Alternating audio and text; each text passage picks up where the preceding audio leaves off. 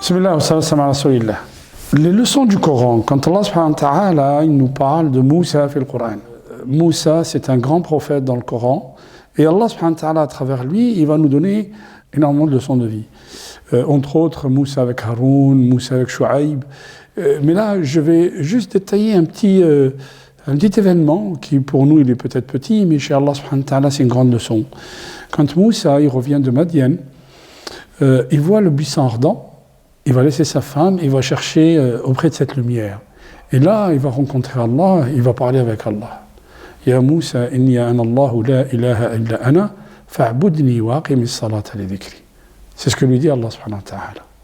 Et ensuite, il y a un dialogue qui s'enchaîne entre Allah subhanahu wa ta'ala et Moussa. Allah, il lui dit, innaka bil wadi al-muqaddasi Tuwa. Tu es sur la vallée de Tuwa, et cette vallée, elle devient sacrée, parce qu'il y a juste 2 ou 3 paroles d'Allah.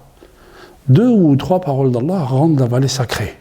Alors imaginez quelqu'un qui porte la parole d'Allah dans son cœur ou dans sa vie.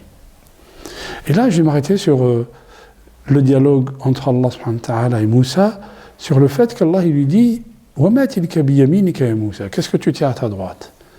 Et Moussa il lui dit « Na asai » c'est ma canne sur laquelle je m'appuie, et wa ahushu biha ala ghanami, j'utilise pour gérer mon troupeau, wa liya fiha ma'arib ukhra, et j'ai d'autres choses que je fais avec cette canne. Allah subhanahu wa ta'ala dit « Alqiha ya Moussa » et Moussa il va jeter sa canne. فإذا هي حية تسعى. Elle devient une bête, elle devient un serpent qui mange tout ce qui est autour. Moussa il prend peur, et il commence à fuir. Et Allah subhanahu wa ta'ala il dit Ya Moussa aqbil, reviens. Sanu'iduha sirataha al-ula. On va lui rendre sa première fonction, c'est-à-dire qu'elle va devenir une canne. Et quelle leçon Allah subhanahu wa ta'ala il donne à Moussa à travers cette histoire? Il lui dit Ya Moussa, quand tu dis que quelque chose est à toi, rien ne t'appartient. En fait, dans cette vie, rien ne nous appartient. Le meilleur exemple pour dire que rien ne nous appartient, c'est ce corps.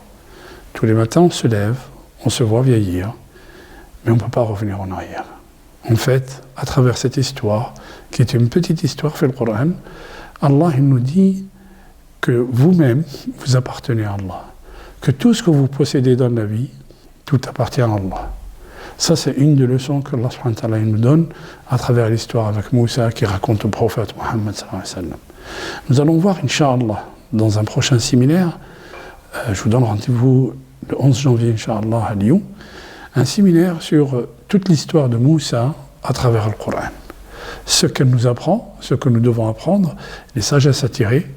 Je vous donne rendez-vous, Inch'Allah, le 11 janvier, Inch'Allah, et je vous attends, mais alors j'espère que vous serez nombreux à répondre à l'événement.